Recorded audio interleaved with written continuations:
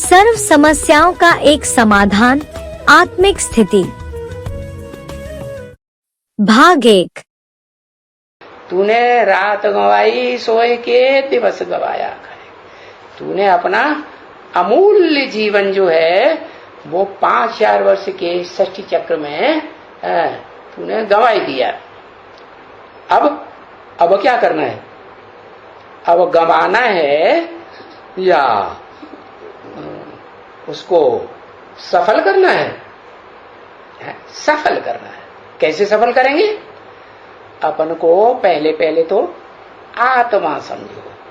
ऐसे नहीं कि मिनट 10-20 सेकंड आत्मा समझ लिया, किटकिटा के हाथ पांव बांध के बैठ गए हैं और बाद में फिर उठ के भाग खड़े हुए। हाँ, वाह बस इतना ही हमसे हो पाएगा। ऐसे नहीं। जैसे 63 जन्म 2500 साल जो है मनुष्यों की हिस्ट्री मिल रही है ना, जब से इब्राहिम आया इस्लाम धर्म, तब से देह की याद में, जैसे देह के सुख में रमण करते रहे, देह की याद में रहे, ऐसे ही लगातार आत्मिक स्थिति की याद में रहेंगे तो क्या होगा?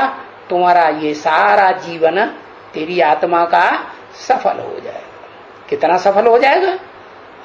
देवताओं से भी जास्ती सफल। देवताएं तो 16 कला संपूर्ण सुख भोगते हैं, और तुम बच्चे तो जो हीरे समान पार्ट बजाने वाली आत्माएं हो, वो तो अतीन्द्रिय सुख भोगेंगी, इंद्रियों से परे का सुख भोगेंगी।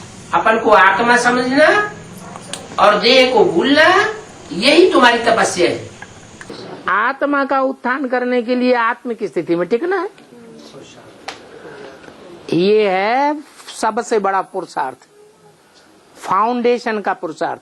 तो जो भी आत्मिक स्थिति में ज्यादा तीखे होंगे उनकी परीक्षा भी बुलंद होगी।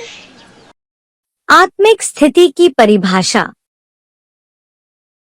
नजर एक बिंदु की तरफ ही हो, जैसे यादगार रूप में भी दिखाया है कि मछली के तरफ नजर नहीं थी, लेकिन आंख की भी बिंदु में थी। तो मछली है विस्तार और सार है बिंदु। तो विस्तार को नहीं देखा, लेकिन सार अर्थात एक बिंदु को देखा। इसी प्रकार अगर कोई भी बातों के विस्तार को देखते तो विघ्नों में आते और सार अर्थात एक बिंदु रूप स्थिति बन जाती और फुल स्टॉप अर्थात बिंदु लग जाती। कर्म में भी फुल स्टॉप अर्थात बिंदु, स्मृति में भी बिंदु अर्थात बीज रूप स्टेज हो जाती। यह विशेष अभ्यास करना है। अव्यक्त वाणी, तारीख 10 दिसंबर 1978, पृष्ठ 115 अंत। बाबा ने बताया अपन को ज्योति बिंदु आत्मा सितारा समझो। तो जैसे बाप का बच्चा विलायत में चला जाता है, अम्मा का बच्चा विलायत में चला जाता है, तो अम्मा जब बच्चे को याद करती है तो उसका रूप आ जाता है कि सामने की नहीं आता है? सामने है क्या? सामने नहीं है तो भी रूप को सामने देखती है। ऐसे ही आत्मिक स्थिति वाला हो तो वो बिंदु देखने में आना चाहिए। दूसरे से बात करे तो आंखें में नजर न जाए, कहाँ बुद्धि जाए? प्रकृति के बीच में आत्मा देखने में आए, वो सितारा चमक रहा है। जैसे आजकल ट्रांसपेरेंट चीजें अच्छी लगती है ना, वैसे अपने को भी ऐसी ट्रांसपेरेंट स्थिति में ट्रांसफर करना है। ऐसे ट्रांसपेरेंट हो जाओ जो आपके शरीर के अंदर जो आत्मा विराजमान है वह स्पष्ट सभी को दिखाई दे। आपका आत्मिक स्वरूप उन्हों को अपने आत्मिक स्वरूप का साक्षात्कार कराए। इसको ही कहते हैं अव्यक्ति व आत्मिक स्थिति का अनुभव कराना। अव्यक्त वाणी, तारीख 18 जनवरी 1971, पृष्ठ 3 आदि। ऐसी आत्मिक स्थिति में स्थित होना है, ऐसा पक्का अभ्यास करना है। मैं आत्मा स्टार ज्योति बिंदु स्वरूप प्रकृति के बीच में चमकता हुआ ऐसा सितारा हूँ, देह नहीं हूँ। इस बात का ऐसा पक्का अभ्यास करना है कि शरीर अलग मालूम पड़े और आत्मा अलग दिखाई पड़े। जैसे हम आत्मा ज्योति बिंदु बिंदु बिंदु आत्माओं की रोशनी इन आंखों से निकलती है। जिस आत्मा की यादगार में मस्तक में भ्रकुटी के बीच में टीका लगाते हैं, बिंदु लगाते हैं, लेकिन लगाने वाले ये भूल चुके हैं कि हम एक स्टार आत्मा है। सिर्फ ऐसे दिखावटी टीका या बिंदी लगा रहे हैं। ऋषियों महर्षियों ने जब ये परंपरा बनाई थी तो इसलिए बनाई थी कि एक दूसरे को देख करके आत्मिक स्थिति बनी रहे, ये मिट्टी की देह याद न आए। क्योंकि बुद्धि जिसको याद करती है वैसी ही बुद्धि बन जाती है। चोर डकैतों के साथ रहने वालों की बुद्धि चोर डकैतों जैसी बन जाएगी। आत्मिक स्थिति में रहने वालों के साथ जो रहेंगे, ऐसा संग करेंगे तो उनकी आत्मिक स्थिति बनेगी। असली वर्षा क्या है? जो बाप से हमको वर्षा मिलता है। आत्मा हमारी ऐसी स्टेज में पहुंच जाती है कि शरीर में रहते हुए भी सुख दुख से परे की स्टेज का अनुभव करती है। उसको कहते हैं स्वर्ग। क्या नाम दिया? स्वर्ग। कहाँ गया? आत्मिक स्थिति में चला गया। स्व माने क्या? स्व माना आत्मिक स्थिति। तो बाप आकर के जो नजर से निहाल करते हैं तो उससे बाप के संग का रंग बच्चों को दृष्टि के द्वारा लगता जरूर है। क्योंकि जो चीज आंखों से देखी जाती है वो याद भी जरूर आती है। आत्मिक स्थिति, रूहानी स्थिति, उसके वाइब्रेशन नजर के रूहानियत की होती है। रूह से रूह को राहत मिलती है। जहाँ आत्मा विमुख होती है तो दृष्टि मिलाने में थोड़ी झिझक होती है, और जहाँ आत्मा अपने को आत्मा के सन्मुख समझती है, विमुख नहीं समझती है, तो रूह को राहत होती है। आत्मिक स्थिति कैसे बनेगी? माने सदैव आत्मिक स्थिति रहे, उसके लिए क्या करें? बता दिया, बार बार अभ्यास करो।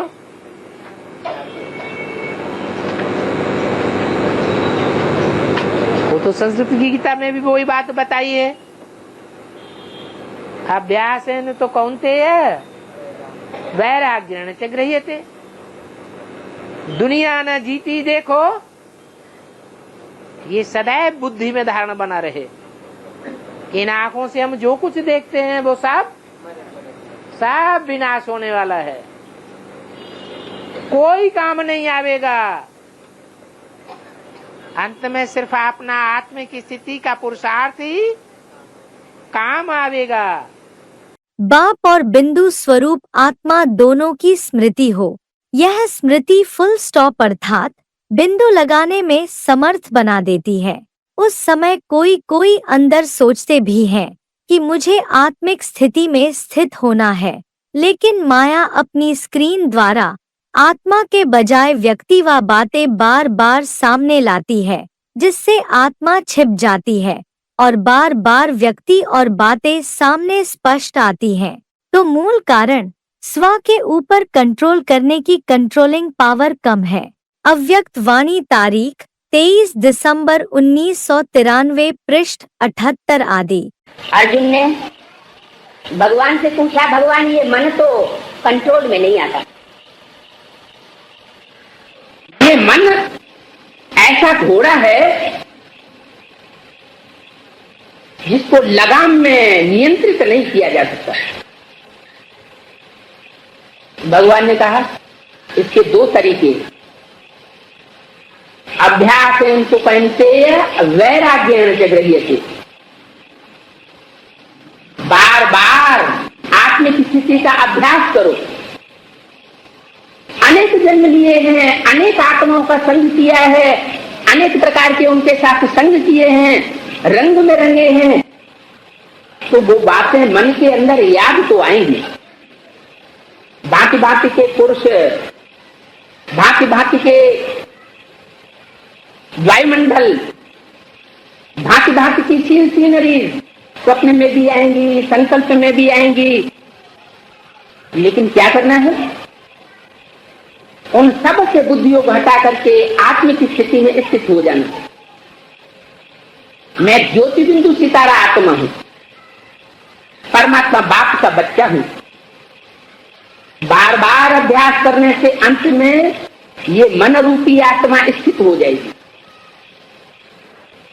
और मन बुद्धि जब एकाग्र हो जाती है तो परमात्मा के स्वरूप को जल्दी पहचान सकती है। अभ्यास बड़ी चीज है, लेकिन अभ्यास कैसे होता है उसके लिए भी बता दिया। अभ्यास करने के लिए इस दुनिया से जो भस्म होने वाली दुनिया है, रावण संप्रदाय की दुनिया, इस रावण संप्रदाय की दुनिया से मोह को छोड़ दो। इसमें कोई मोह ममता नहीं रखनी है, ये दुनिया तुम्हारे काम की नहीं है। फिर उन्होंने फिल्म वालों ने गीत बनाए दिए शास्त्रों में पढ़ पढ़ के, ये दुनिया मेरे काम की नहीं। अरे गीत गाने से क्या बन जाएगी काम की दुनिया? बन जाएगी है? गीत गाने से बन जाएगी? गीत गाने से नहीं, कीर्तन करने से कुछ नहीं होगा मुख का। क्या करो है? काम की दुनिया बनानी है तो अपन को देह न समझो, आत्मा समझो। आत्मा समझेंगे तो आत्मा कि गले का हार है शांति। आत्मा जब चाहे शांति स्टेज में टिक जाए कि मैं ज्योति बिंदु आत्मा हूं, शांत। सितारों की तरफ आकर्षित होना अर्थात बाप के तरफ आकर्षित होना, तो सदा अनुभव करते हो कि हमारा आत्मिक स्वरूप का सितारा चमक रहा है, सदा चमकता है, वह कभी कभी चमकता है। जब बाप द्वारा नॉलेज द्वारा सितारा चमक गया तो अभी बुझ तो सकता नहीं, लेकिन चमक की परसेंटेज कम और ज्यादा हो सकती है। उसका कारण क्या? अटेंशन की कमी। जैसे दीपक में अगर सदा घृत डालते रहें तो वह एकरस जलता रहेगा, घृत कम हुआ तो हलचल करेगा। ऐसे अटेंशन कम हो जाता है तो परसेंटेज भी चमक की कम हो जाती। अव्यक्त वाणी तारीख 16 जनवरी 1979 पृष्ठ 222 आदि। जब भी सवेरे सवेरे उठे तो पहले पहले याद आए क्या है? ऐसे नहीं उठते ही शीशा देख लिया, नहीं, उठते ही याद आए स्टार। और थोड़ा टाइम उसमें टिके, कोशिश करके भी टिके, हठ योग से भी टिके। सवेरे को बुद्धि इधर उधर भागेगी, बार बार ठिकाने पर लाएं। आसमान में सितारे को देख लें, फिर याद करें, कमरे से बाहर आ जाएं।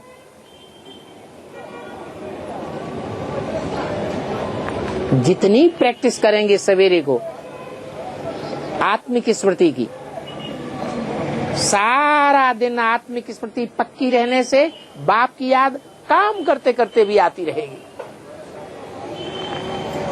याद ही सहज हो जाएगी। बहुत अच्छा अमृत वेला होगा, बहुत अच्छी आत्मिक स्मृति पक्की की होगी। मैं आत्मा हूँ, ये फाउंडेशन पक्का पड़ गया होगा तो सारा दिन आत्मिक स्मृति याद आती रहेगी। मैं आत्मा ज्योति बिंदु हूँ, मैं आत्मा स्टार हूँ। सवेरे उठते उठते पहला संकल्प क्या आवे? मैं देह नहीं हूँ, देह तो विनाशी है, आज है कल खत्म हो जाएगी। कल रास्ता चलते चलते एक्सीडेंट हो जाए तो देह खत्म हो जाएगी, मैं क्या रह जाऊंगा? मैं आत्मा रहूंगा, मैं स्टार हूँ, मैं ज्योति बिंदु हूँ। तो वो स्टार की स्मृति में टिके रहना, ये पक्की प्रैक्टिस यही आत्माभिमानी बनाती है। अभ्यास से ही सब कुछ होता है, और अभ्यास तब पक्का होगा जब हम त्याग करते जाएं, देह का भान का, देह के संबंधियों का, देह के पदार्थों का जितना जितना त्याग करते जाएंगे ईश्वरीय सेवा में, उतना उतना आत्मिक बने की प्रैक्टिस पक्की होती जाएगी। जितना गुड़ डालेंगे उतना मीठा होगा। क्या कोई कहे हमें गुड़ न डालना पड़े और मीठा हो जाए तो हो जाएगा क्या? अमृत वेला पक्का करो आत्मिक स्थिति का, तो सारा दिन आत्मिक स्थिति बनी रहेगी। और किस प्रकार से करना चाहिए? आत्मिक स्थिति बनी रहे ये कैसे करें?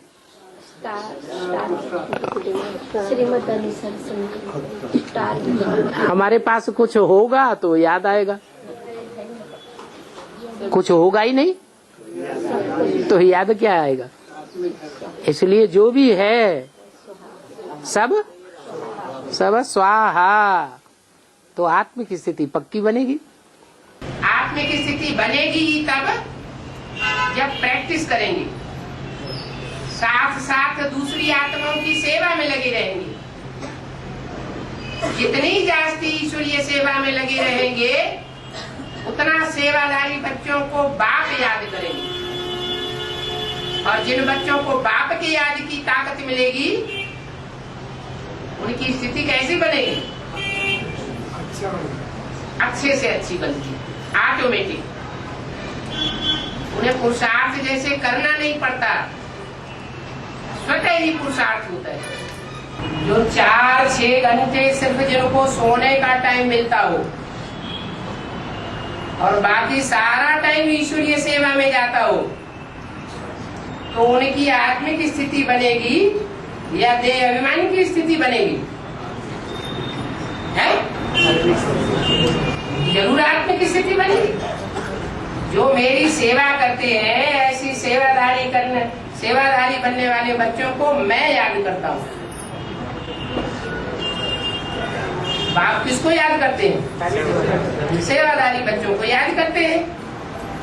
तो जिनको बाप याद करेगा वो देह अभिमानी होंगे या आत्माभिमानी होंगे?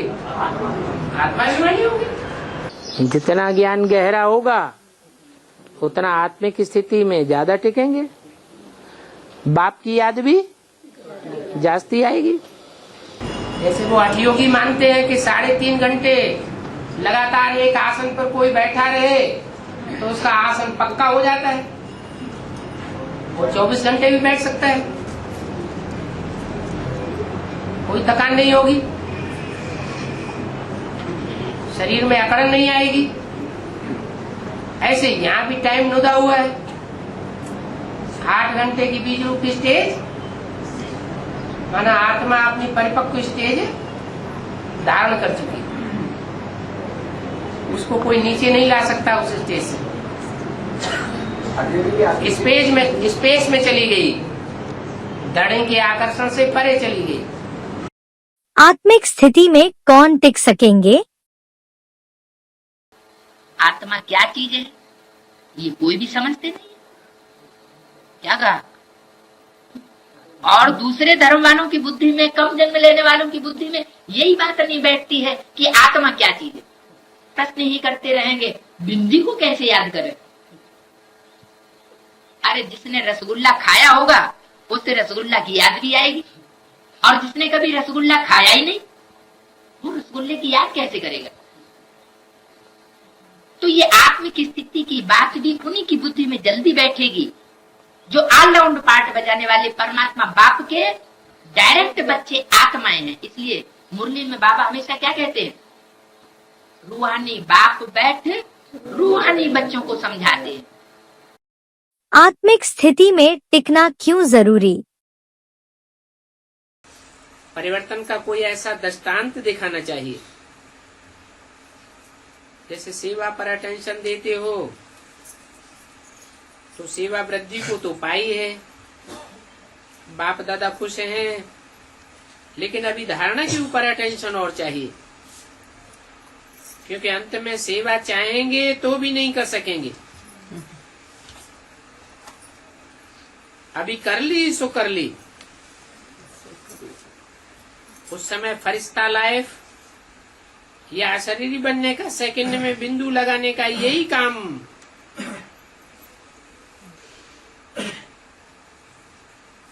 में आवेगा। और अचानक होना है।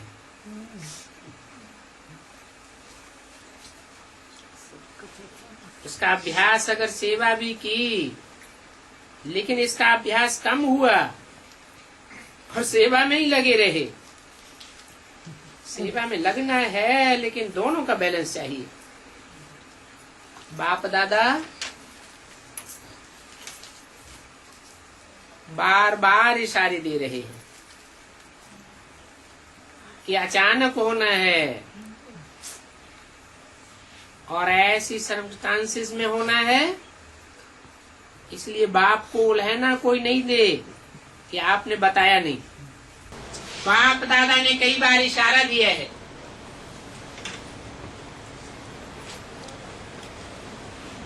कि समय ना अचानक और ना झुकाने वाला है, आ रहा है। इसलिए एवर रेडी।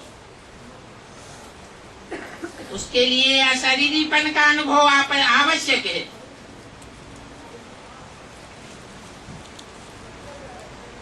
कितना भी कर्मों में बिजी हो,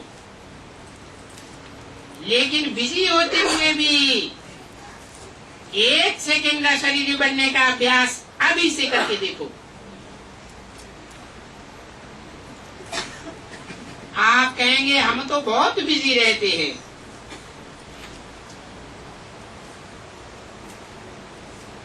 अगर मानो कितने भी बिजी हो, आपको प्यास लगती है तो क्या करेंगे? है? पानी नहीं पिएंगे? प्यास लगती है, गला सूख रहा है, तब आप कहते हम तो बहुत बिजी हैं। क्या करेंगे? पानी तो पिएंगे ना, क्योंकि समझते हो प्यास लगी है तो पानी पीना तो जरूरी है ना। ऐसे ही बीच बीच में अशरीरी आत्मिक स्थिति में स्थित रहने का अभ्यास बहुत जरूरी है, क्योंकि आने वाले समय में चारों ओर की हलचल होगी, और हलचल की स्थिति में अचल होना अति आवश्यक है। तो अगर अभी से बहुत काल का अभ्यास नहीं करेंगे तो अति हलचल के समय अचल कैसे रहेंगे? ये सारे दिन में 1-2 मिनट भी निकाल करके चेक करो कि समय प्रमाण आत्मिक स्थिति द्वारा अशरीरी बन सकते हैं। चेक करो और चेंज करो। सिर्फ चेक करके नहीं रह जाना, चेंज भी करो। तो बार बार इस अभ्यास को चेक करने से, रिवाइज करने से नेचुरल आपकी स्थिति बन जाएगी। कौन सी स्थिति? अशरीरी बनने की। तो वर्तमान समय के हिसाब से बाप दादा फिर से इशारा दे रहे हैं, अपना संगम युग का लास्ट स्वरूप फरिश्ता अब जीवन में प्रत्यक्ष करो।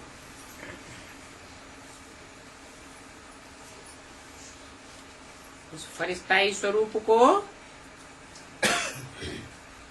साकार में लाओ।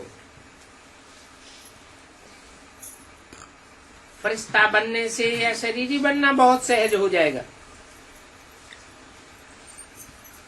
अपनी चेकिंग करो, सूक्ष्म रूप में भी लगाओ कोई विशेषता या अपनी या और किसी की, वैसा अभिमान तो नहीं है। कई बच्चों की छोटी सी बात भी होगी तो अवस्था नीचे ऊपर हो जाती है। दिल खुश, चेहरा खुश, उसके बजाय चिंतन वाला चेहरा, चिंता वाला चेहरा, और चलते चलते दिल शिकस्त भी हो जाते। दिल खुश के बजाय दिल शिकस्त हो जाते। तो समझा? अब अपने संगम युग की लास्ट स्टेज फरिश्तेपन के संस्कार इमर्ज करो। बाप दादा सभी के लिए कहते हैं कि बीच बीच में समय निकाल करके, चाहे पुराने चाहे नए, सभी को एकदम अशरीरी बनने की ड्रिल जरूर करना है, क्योंकि आने वाले समय में सेकंड में अशरीरी बनना बहुत जरूरी है। तो ये ड्रिल कोई कहे समय नहीं मिला, कितना भी कोई बिजी हो, पानी की प्यास लगती है तो क्या पानी नहीं पिएंगे? पानी पीने के लिए उठेंगे जरूर ना, जरूरी समझ के उठेंगे ना। तो ये 1 मिनट शरीर बनने की ड्रिल, ये प्रैक्टिस जरूर करो। उस समय प्रैक्टिस नहीं कर सकेंगे। कई समझते हैं ना कि समय आएगा तो कर लेंगे, लेकिन नहीं, ये जन्म जन्म का बॉडी कॉन्शियस का अभ्यास उस समय शरीर बनने नहीं देगा। इसलिए अभी से कोई भी समय निकाल, सारे दिन में समय प्रति समय जो भी समय निश्चित करो, 1 सेकंड में अशरीरी आत्मा हूँ, आत्मा स्वरूप में स्थित हो जाओ। बॉडी कॉन्शियस अपनी तरफ खींचे नहीं। ये अभ्यास सभी को करना है, चाहे पुराने हो चाहे नए हो, क्योंकि बाप दादा ने कुछ समय से ये बात कही है, लेकिन करना जरूरी है। नहीं तो श्रीमत का हाथ में हाथ दे करके नहीं चल सकेंगे। आपका वायदा है साथ चलेंगे, साथ साथ राज्य में आवेंगे। तो ये ड्रिल सभी को करनी है। मुख्य मदद क्या है? मुख्य मदद है स्वर्ग की स्थापना में स्व स्थिति में स्थित रहना। स्वर्ग में जाना है तो स्व के ऊपर पहले निश्चय चाहिए कि मैं ज्योति बिंदु आत्मा हूँ। घड़ी घड़ी भूल जाते हैं। और जब आत्मा ज्योति बिंदु स्व की नहीं याद रही तो बाप तो याद नहीं आएगा, क्योंकि बाप तो निराकारी निर्विकारी निरहंकारी है। पहली शर्त है आत्मिक स्थिति की। कहावत भी है, मरे बगैर स्वर्ग मिल न सके। तो वो तो स्थूल मरने को समझ लेते हैं। स्थूल मरने की बात नहीं है, वास्तव में वो बात है जीते जी मरने की। काम क्रोध लोभ मोह अहंकार, इन 5 विकारों से अपने को दूर हटाना है, देह अभिमान को मारना है। जब ऐसी स्टेज हमारी बनती है तो हम अपने को स्वर्ग में अनुभव करते हैं। माने स्वर्ग में वो ही जा सकता है जो स्व की स्थिति में जाए। इसलिए शब्द का नाम ही ऐसा है। स्व माने आत्मा, ग माने गया। कहाँ गया? आत्म की स्थिति में गया। तो जहाँ जहाँ देह अभिमान है वहाँ वहाँ आत्म की स्थिति बन नहीं सकती। आत्म की स्थिति जैसे जैसे बनती जाएगी आत्मा सुखी होती जाएगी। प्रैक्टिकल ज्ञान है। अमृत वेले सवेरे को बैठ करके प्रैक्टिस करके देखो। जिस दिन अच्छी आत्मिक स्टेज बनेगी सारा दिन हल्कापन महसूस होगा। अगर सवेरे सवेरे देहभान की स्टेज रही या देर से उठे या नहीं उठ सके तो सारा दिन भारीपन महसूस होता है। तो असली बात क्या हुई स्वर्ग और नरक की? स्वर्ग और नरक का असली फाउंडेशन किस बात पर हुआ? आत्मिक स्टेज। अभी हम बच्चे आए हैं बाप के गले का हार बनने के लिए, तो क्या करना पड़ेगा? है? गले का हार बनने के लिए आए हैं, तो कैसे बनेंगे? स्वयंवर होते थे तो कन्या वर के गले में हार डालती थी, तो समान के गले में हार डाला जाता है या भिखमंगे के गले में हार, कोढ़ी के गले में हार डाल देगी? समान होना चाहिए ना। गला हार बनने के लिए तो क्या करना पड़े? कहाँ समान बनना पड़े? जैसे बाप निराकारी वैसे हमारी स्टेज भी निराकारी, निर्विकारी, निरहंकारी स्टेज झलकनी चाहिए। आत्माभिमानी बनना बहुत जरूरी है। आगे चल के तो मौत का बाजार लगेगा, ढेर की ढेर अकाले मौतें होती रहेंगी। जो अकाले मौत में मरते हैं वो भूत प्रेत बनते हैं। उनको अपना आधार चाहिए। एक एक आधार में अनेक सोलें प्रवेश करेंगी, उल्टे पलटे काम कराती रहेंगी। इसलिए अभी से बहुत प्रैक्टिस करनी है। दुनिया में सूक्ष्म शरीरधारी आत्माओं की संख्या बढ़ेगी या घटेगी? दिन दूनी रात चौगुनी बढ़ती जाएगी, क्योंकि अकाले मौत लगातार बढ़ रही है या घट रही है? अकाले मौत बढ़ती चली जाएगी। लगातार भूकंप होंगे तो बड़े बड़े मकान, बड़ी बड़ी बिल्डिंग, मल्टी स्टोरी सारी गिरेंगी, तो अकाले मौत बढ़ेगी। वो आत्माएं कहाँ जाएंगी? उनका उद्धार कहाँ से होगा? यही बीज रूप आत्माएं हैं जिस द्वारा उनका उद्धार होना है। इसलिए एक एक में अनेक अनेक प्रवेश करेंगी, परंतु जो आत्मिक स्थिति के पक्के होंगे वो उनके प्रभाव में आने वाले नहीं है, क्योंकि उनके ऊपर ईश्वरीय ज्ञान का पूरा प्रभाव चढ़ा हुआ है। तो उनकी प्रजा भी बनने वाले नहीं है। जो आत्मिक स्थिति में कच्चे होंगे उनके ऊपर उन आत्माओं का प्रभाव हो जाएगा, सवारी कर लेंगी। और सवारी करके कुछ समय तक, जब तक वो सच्चाई को पूरा नहीं समझती हैं, एडवांस की गहना ज्ञान की गहराई को पूरा नहीं समझती हैं, तब तक विरोध करती रहेंगी। बाद में सहयोगी बन जाएंगी। जो आत्मिक स्थिति में पक्का हो जाएगा उनमें प्रवेश नहीं होगा वो आत्माएं। जो आत्मिक स्थिति का पक्का होगा, बीज रूप स्टेज में होगा, उसमें सूक्ष्म शरीर को प्रवेश करने का रास्ता मिलेगा?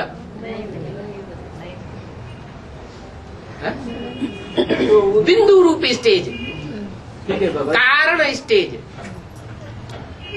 एक है झाड़, उसको कहते हैं बड़ा विस्तार।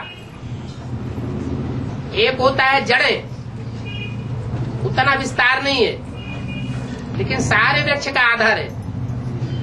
और एक उन जड़ों का भी बीज। ज्यादा पावरफुल कौन है? बीज ज्यादा पावरफुल है। तो जो आत्मिक स्थिति जिनकी पक्की हो चुकी है, इतनी पक्की हो चुकी है कि 1 सेकंड में निराकारी स्टेज, जब चाहे तब, 1 सेकंड में मनन चिंतन मंथन की स्टेज, जब चाहे तब, और 1 सेकंड में साकारी स्टेज, जब चाहे तब और जितनी देर चाहे तब तक साकार इंद्रियों से सुख भोगने वाले। फिर जैसे ही आक्रमण हो साकार से क्या बन जाए, एकदम निराकार स्टेट धारण कर ले। तो ऐसी आत्माएं जो परफेक्ट प्रैक्टिस वाली होंगी, अभी अभी साकारी, अभी अभी निराकारी, अभी अभी आकारी। बाप दादा ने कौन सी प्रैक्टिस करने के लिए बोला? यही तो प्रैक्टिस करने के लिए बोला। अव्यक्त बनो। शुरुआत में तो बहुत ही बोलते थे अव्यक्त बनो, आकारी बनेंगे तो भी अव्यक्त है और निराकारी बनेंगे तो भी अव्यक्त है। व्यक्त भाव से परे जो स्टेज इन आंखों से नहीं देखी जाती है, तो ऐसी स्टेज वाली आत्माओं को वो भूत प्रेतानी आत्माएं डिस्टर्ब भी नहीं कर सकेंगी।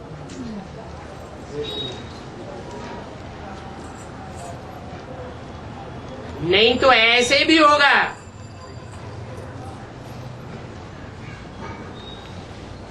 कि प्राण भी हरण करके ले जाएंगी। जो स्टार की याद में रहेंगे, भ्रकुटी के मध्य में स्टार याद करने के पक्के अनुभवी बनेंगे, उनमें इविल सोल कभी प्रवेश कर ही नहीं सकते। जिनमें भूत प्रेत प्रवेश करता हो, आत्मिक स्टेज में रह करके उनकी आंखों में आंखें डाल करके देखो, वो झट से नीचे आंख कर लेंगे। संगठित होकर के बैठ जाओ।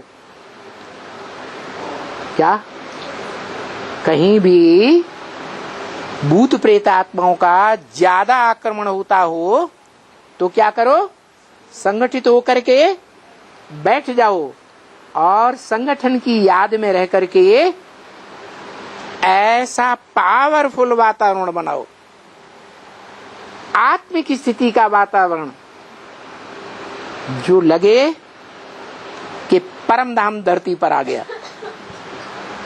तो वो आत्माएं टिक नहीं सकेंगी। ज्ञान का तंत्र है, आत्मा अपने स्वरूप को पकड़ ले, जो भूले ही नहीं।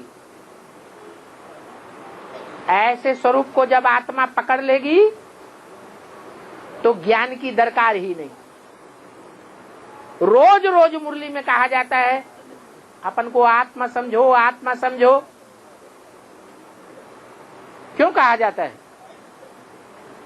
क्योंकि ज्ञान का जो तंत्र है वो हमने अभी पकड़ा नहीं है, इसलिए रोज याद दिलाते हैं अपन को आत्मा समझो। जब ज्ञान का तंत्र पकड़ लेंगे फिर ज्ञान की दरकार नहीं रहेगी। एक ही प्रैक्टिस पक्की करनी है, देह को भूलना और आत्मा ज्योति बिंदु को याद करना। आत्मा बनेंगे तभी तो आत्मा को पढ़ेंगे। आत्मा अर्थात बिंदु माने ज्योति बिंदु माने बीज। बीज बनेंगे तो बीज के झाड़ को देखेंगे, क्योंकि बीज में सारा झाड़ समाया हुआ है। और बीज बनेंगे ही नहीं तो झाड़ को, जो बीज डिफेक्ट होता है, बीज डिफेक्टेड होता है कि नहीं, तो उसका पौधा सरसब्ज नहीं होता है। पौधा सरसब्ज ही नहीं होगा तो पूरा पौधा जैसा देखने में आना चाहिए स्वस्थ, वैसा स्वस्थ पौधा देखने में आएगा? नहीं आएगा। तो क्या करना है? अमृत वेले उठते ही और कुछ याद ना आए, कुछ याद ना आए माने नील भी न रहे हैं कि सोते सोते उठ तो बैठ गए। नहीं, वो स्टार देखने में आवे। क्या स्टार देखने में आवे, इन आंखों से नहीं देखने में आवेगा, लेकिन बुद्धि के तीसरे नेत्र से ऐसी पक्की प्रैक्टिस हो जावे कि भ्रकुटी के मध्य में स्टार ही दिखे। ऐसी प्रैक्टिस कि जिसमें स्टार ही देखने में आवे, कोई दूसरा संकल्प ना आवे। अगर लंबे टाइम की बनती है तो अनेक जन्मों को देख भी सकेंगे, अगर नहीं बनती है तो नहीं देख सकेंगे। ये आत्मा समझने की ही किल्लत हो गई, तो माया समझने नहीं देती, घड़ी घड़ी देहभान में लाती है? तो जब हम खुद ही आत्मिक स्थिति में स्थित नहीं हो रहे हैं तो आत्मा के बाप को कैसे पहचानेंगे? अरे बाप को पहले बच्चे पहचानते हैं, मनुष्य है और मनुष्यों का बाप मनुष्य ही होगा ना, तो मनुष्यों का बाप को मनुष्य ही पहचानेंगे, जानवर पहचानेंगे? पहले कौन पहचानेगा? मनुष्यों के बाप को मनुष्य पहचानेंगे, तो आत्माओं के बाप को कौन पहचानेंगे? अरे देवान वाले जो देह अपन को समझे बैठे वो पहचानेंगे नहीं? हाँ, जो परमात्मा है सो पहचानेंगे। अरे वो तो अपने को ही नहीं पहचानेंगे कि हम हैं परमात्मा, पहचानेंगे कहां से? हाँ, आत्मिक स्थिति में लगातार रहें तो पहचान, नहीं तो जितना रहेंगे आत्मिक स्थिति में उतना पहचानेंगे, है? अगर नहीं रहेंगे आत्मिक स्थिति में तो नहीं। 50-50% रहेंगे तो 50% पहचानेंगे और 50% अंधेरे में रहेंगे, है ना? हाँ, चंद्रमा क्या करता है? चंद्रमा महीने में 15 दिन अंधेरे में जाता है और 15 दिन रोशनी में आता है।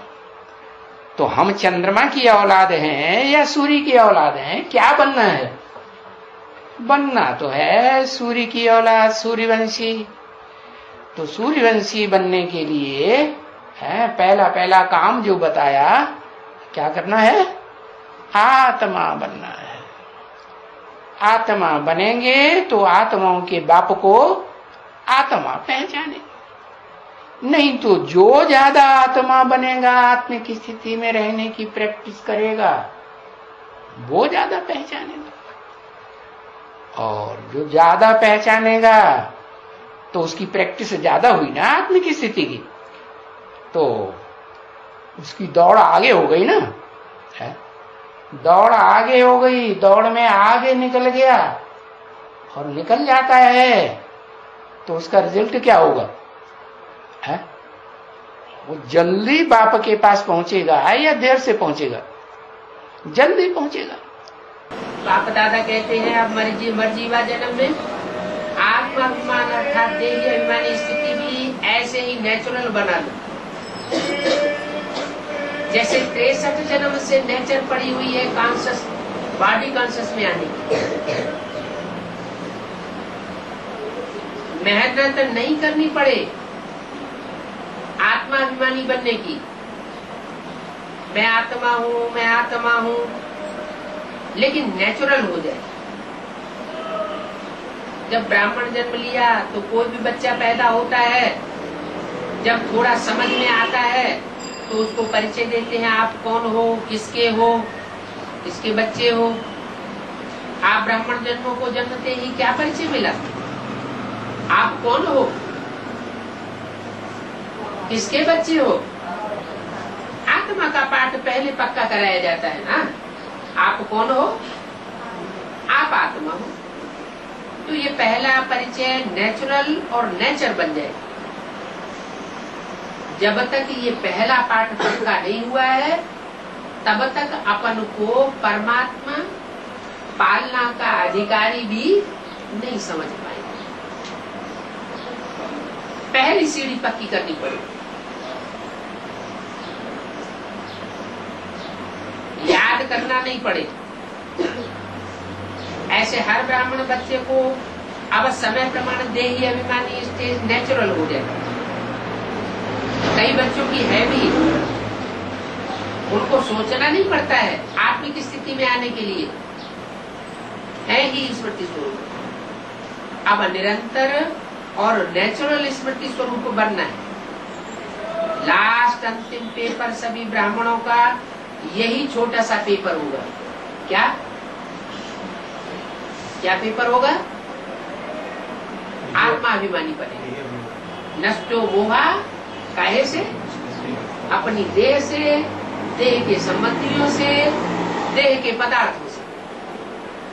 नष्टो मोहा स्मृति स्वरूप। तो इस वर्ष में क्या करेंगे? कई बच्चे कहते हैं इस वर्ष में क्या विशेष लक्ष्य रखें? तो बाप दादा कहते हैं सदा देही अभिमानी बनो। अंश मात्र भी आत्माभिमान से नीचे न हटे, स्मृति स्वरूप बनो। जीवन मुक्ति तो प्राप्त होनी ही है, लेकिन जीवन मुक्त होने के पहले मेहनत मुक्त बनो। इतना नेचुरल हो जाए अभ्यास, वह स्थिति समय को समीप लाएगी और आपके सब विश्व के भाई और बहनों को दुख का शांति से मुक्त कराएगी। आपकी ये स्थिति आत्माओं के लिए मुक्ति धाम का दरवाजा खोलेगी। तो अपने भाई बहनों के ऊपर रहम नहीं आता है क्या? कितना चारों ओर आत्माएं चिल्ला रही है,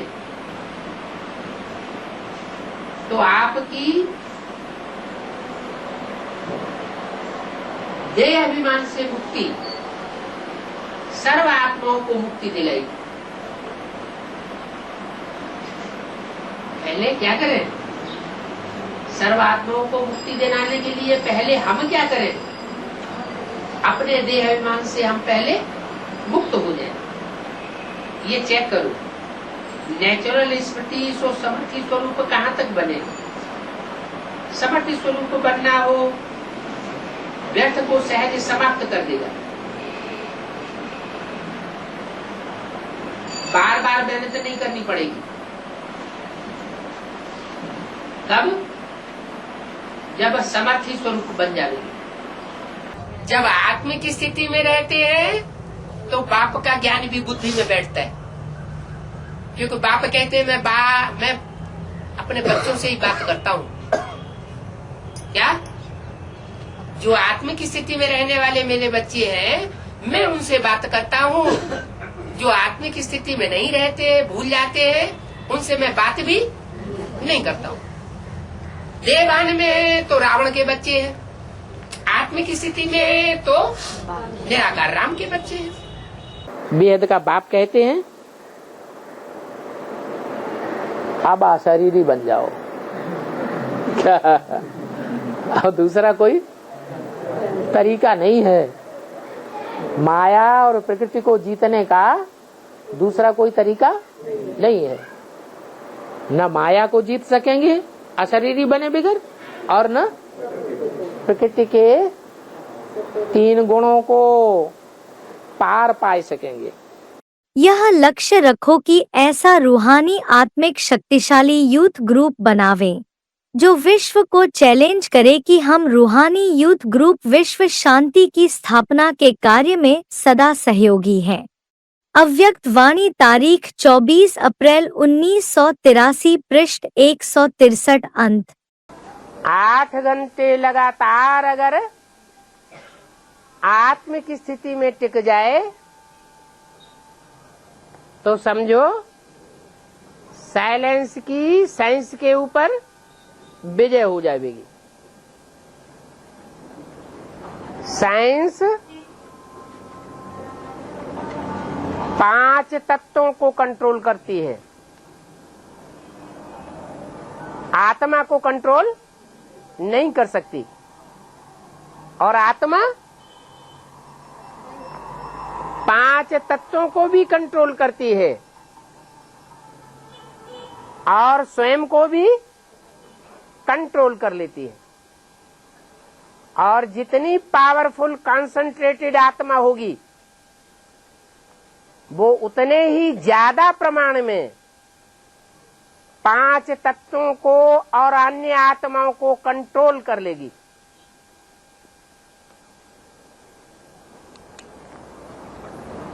ये साइलेंस की पावर है। जो काम 70 साल में ब्रह्मा कुमार कुमारी नहीं कर सके, देह की भाग दौड़ करके, वाचा का परिश्रम करके,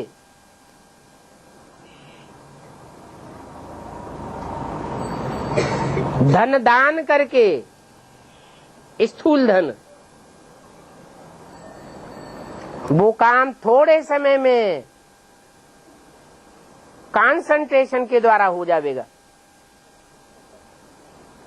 परंतु उसके लिए संगठित पावर चाहिए। ये नहीं कि 1 घंटे बाबा के क्लास में बैठे खुश हो गए और बाकी 24 घंटे घर में जाके धंधा दौरी में बह गए।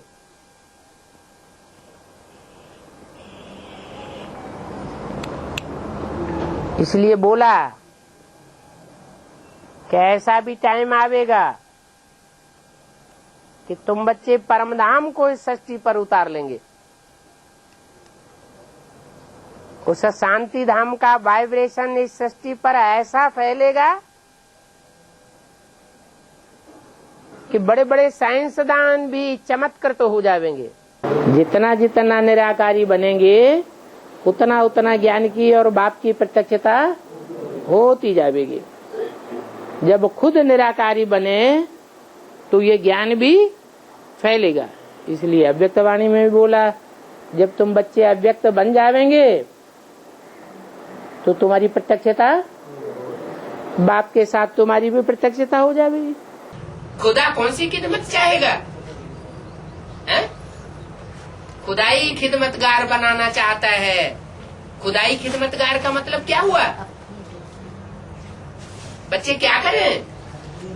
पहले खुद आत्मिक स्थिति में टिके और जो भी आत्मिक स्थिति में टिकने वाले ब्राह्मण परिवार के बच्चे हैं उनकी आपस में मदद करें। ये है खुदाई खिदमत। पहले घर का सुधार या पर का सुधार?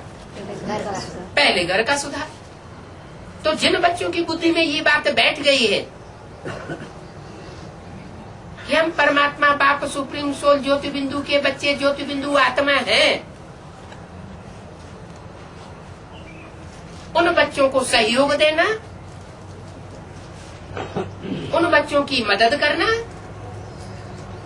उन बच्चों के साथ रहना, ये हमारा पहला कर्तव्य है।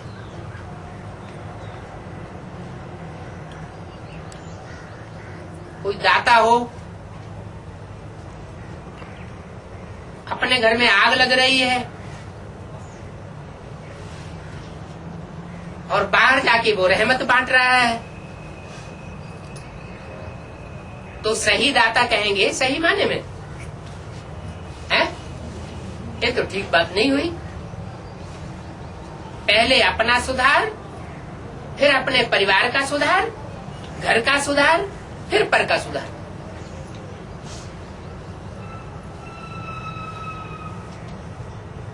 तो बाप कहेंगे कि अब खिदमत करो। बाप बच्चों की खिदमत करते हैं ना। क्या कहा? जब विनाश होगा तो दुनिया में खुदा की खिदमत किसको मिलेगी और किसको नहीं मिलेगी? है? जो आत्मिक स्थिति में स्थित होने वाले बच्चे होंगे उनको खुदा की खिदमत महसूस होगी। उनका ओबीडेंट सर्वेंट बनकर के उनकी खिदमत करेगा, महसूस होगा।